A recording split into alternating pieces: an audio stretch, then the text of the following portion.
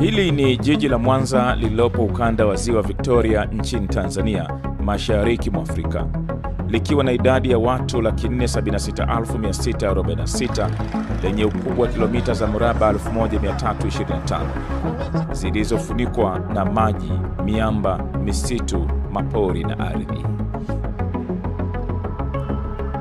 Lilipewa hadhi hii mwaka 2000 likilifuatia jiji la Dar es Salaam.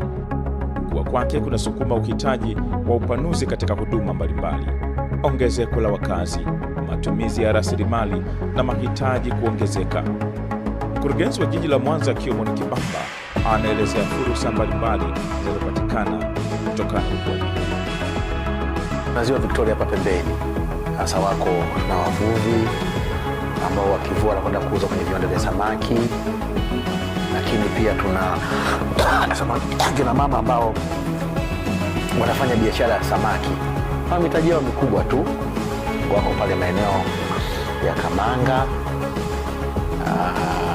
Kuna wafanyabiashara wachuuzi wa kawaida, lakini kuna wafanyabiashara wa mazao mbalimbali wanaotoka kwenye wilaya zingine wanakuja kutafuta fursa kwenye jiji la Mwanza, eneo lile la Buhongwa pale. Na kuhusu uwekezaji ni kwamba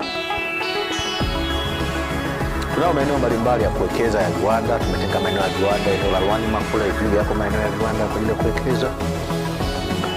Viko viwanda vingi sana vinajengwa sasa na vingine vinafanya kazi hapa Mwanza, bila kusahau kwamba Mwanza ni